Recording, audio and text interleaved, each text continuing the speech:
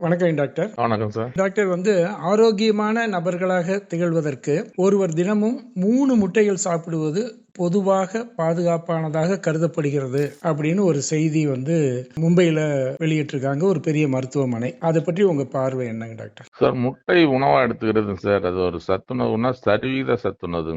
அது புரதச்சத்து என்பது முழுமையா முட்டையில நமக்கு ஒரு நாளைக்கு என்ன தேவையோ அந்த புரதச்சத்து முட்டையில 2 முட்டை இல்ல சார், 2 முட்டையில இருக்கு. அந்த புரதச்சத்துக்கள் நம்ம உடல் திசுக்களை உருவாக்கவும் அந்த கெட்டுப்போன பழுது பார்க்கவும் உதவுதுங்க. அந்த புரதச்சத்துன்றது பாத்தீங்கன்னா நார்ச்சத்து அது அதிகமா இருக்குது. அது எடை மேலாண்மைக்கு மிக உதவுது. எடை மேலாண்மை அதிகரிக்கிறது, அதிகமா இருக்கிறதும் குறைக்கணும்னு நினைக்கிறவங்க முட்டை எடுத்துக்கிறது நல்லது. அதேதான். அது எடை மேலாண்மை அப்படின்ற காலையில 2 முட்டை சார் எந்த லெவல்ல வேணாலும் எடுத்துக்கலாம். அதாவது வேக வச்சு சாப்பிடலாம், இல்ல ஆம்லெட் சாப்பிடலாம். ஆனா அதே தோசையில போட்டோ புரோட்டால போட்டோ சாப்பிடுறது தவறுங்க சார். சிலர் முட்டையை அப்படியே உடைச்சு குடிக்கிறாங்களே. உடைச்சு நம்ம பச்சையா குடிச்சோம்னா அதுல சால்மனல்லான்னு ஒரு டைஃபாய்டு கிருமிகள் இருக்கிறதுக்கான வாய்ப்புகள் உண்டு. அதனாலதான் நம்ம முட்டையை எப்பயும் வேக வச்சு சாப்பிடணும் அப்படின்னு சொல்றது. அப்புறம் பாத்தீங்கன்னா இது இப்ப புரதச்சத்து இல்லாம கொழுப்பு சத்தை பொறுத்த ஒரு தவறான எண்ணம் இருக்குங்க. இப்ப அந்த கொழுப்பு சத்து முட்டையில மஞ்சக்கருல இருக்குன்றது ஒரு தவறான கருத்தாகும். ஏன்னா இதுல இருக்கிற கொழுப்பு நல்ல கொழுப்பு. உடல்ல நம்ம பாத்தீங்கன்னா 2 கொழுப்பு இருக்குங்க. கெட்ட கொழுப்பு இருக்கு, நல்ல கொழுப்பு இருக்கு. உயர் அடர்த்தி கொழுப்பு அமிலம்ன்றது HDLன்றது இந்த முட்டையில அதிகமா இருக்குங்க. இதோட வேலை என்னன்னா உடம்புல கெட்ட கொழுப்பு ட்ரைகிளைசரைட்ஸ் கல்லீரல் இருந்து உற்பத்தி ஆகும். அது உற்பத்தியை தடுக்கிறதுனால ரத்தத்துல அந்த கொழுப்பின் அளவை குறைக்க உதவுது. இதுதான் இப்போ இந்த கடைசியா இந்த ஆய்வு, அமெரிக்கன் ஆய்வில் கூறினது கொழுப்பை பத்தி.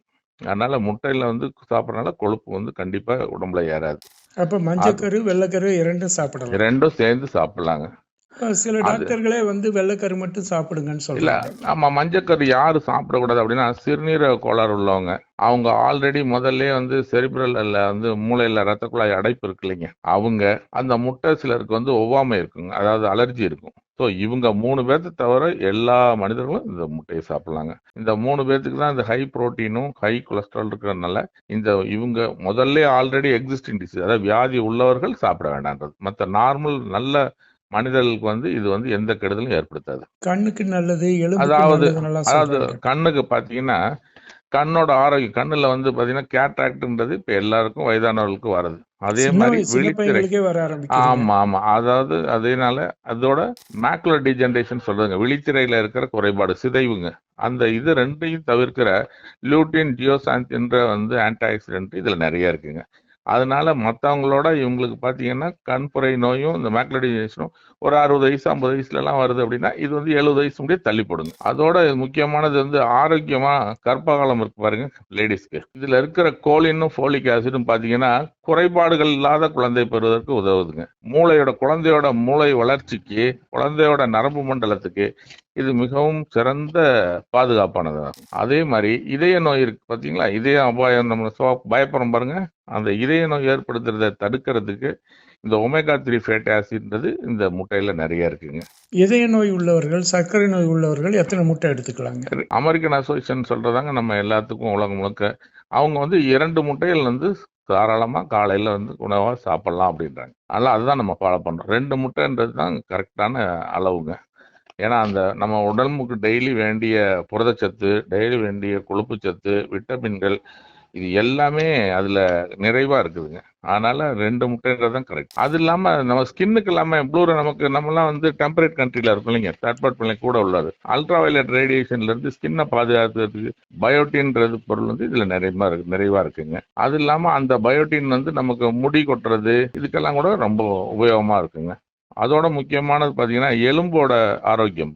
எலும்பு ஆரோக்கியத்துல எலும்போட அடர்த்திங்க, திக்னஸ் இருக்கு பாத்தீங்களா, அந்த திக்னஸ் அதிகப்படுத்துறதுக்கும் அதுல இருக்க அந்த கொலாஜன் ஒண்ணு இருக்குங்க, அந்த கொலாஜனோட ஒருங்கிணைப்பதற்கும் அந்த விட்டமின் டி, துத்தநாகம் இது எல்லாமே முட்டையில இருக்குங்க. வலுவான தசைகள், உறுதியான எலும்புகள் இது எல்லாத்துக்கும் முட்டை ஒரு நல்ல உணவுங்க. முட்டைங்கிறப்ப நாட்டுக்கோழி முட்டை, பண்ணை முட்டை அப்படின்னு வித்தியாசப்படுதுங்களே. இப்ப நம்ம பாக்குறதுல பாத்தீங்கன்னா ப்ரௌனி எக்குன்னு ஃபாரின்ல வெளிநாட்டுல சொல்லுவாங்க. ப்ரௌனி எக்குன்றது 2 கலர் கோழிகளுக்குள்ள இடுற முட்டை ப்ரௌன் எக்குங்க. அது நம்ம ஊர்ல நாட்டுக்கோழி முட்டைன்னு சொல்றோம். அதே மாதிரி ஒயிட் எக், இந்த ஒயிட் எக்குக்கும் நாட்டுக்கோழி முட்டைக்கு இருக்க வித்தியாசம் வந்து ஒமேகா 3 ஃபேட்டி ஆசிட்ஸ், இதயத்துக்கு நல்லதுன்னு சொன்னாங்க, அது வந்து நாட்டுக்கோழி முட்டையில அதிகமா இருக்கிறதா இப்ப ரிசர்ச்ல சொல்லியிருக்காங்க. அப்ப 2 முட்டையும் நாட்டுக்கோழி முட்டை கிடைக்கலைன்னா இந்த முட்டை எடுக்கிறது இந்த தப்பு முட்டை இல்ல. தாராளமா இது எடுத்துக்கலாங்க. இது ரொம்ப கிடைக்காத நாட்டுல இருக்கிறவங்க வந்து இப்ப ஏன்னா நம்ம நாட்டுல வந்து முட்டை உற்பத்திக்குன்னு தனியா ஒரு புரட்சி செஞ்சு நமக்கு முட்டை உற்பத்தி அதிகப்படுத்தாங்க. இது இல்லாத நாட்டுல வந்து வாத்து முட்டை யூஸ் பண்ணிக்கிறாங்க.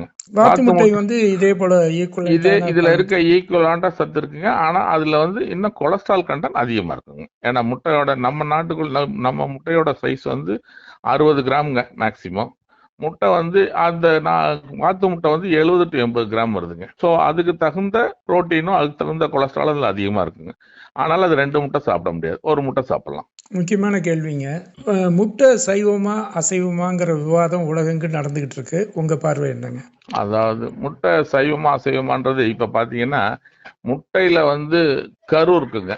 அந்த கரு, அதாவது கரு இருக்க முட்டைன்றது அடுத்த குஞ்சு பறிக்கிறதுக்கு தான தகுதி இல்லாத முட்டைன்றது நம்ம வந்து வெஜிடேரியன் முட்டையா நம்ம நாட்டுல கருதுறோம். அது இல்லாம முட்டைக்கான உணவு இருக்கு பாருங்க, அந்த உணவு வந்து பிளான்ட், இது அதாவது வெஜிடேரியன் ஃபுட் போட்டு அந்த முட்டையை கோழியை வளர்த்து அது இடுற முட்டை வந்து வெஜிடேரியன் முட்டைன்றது இப்ப கன்சிடர் பண்றோம் நம்ம.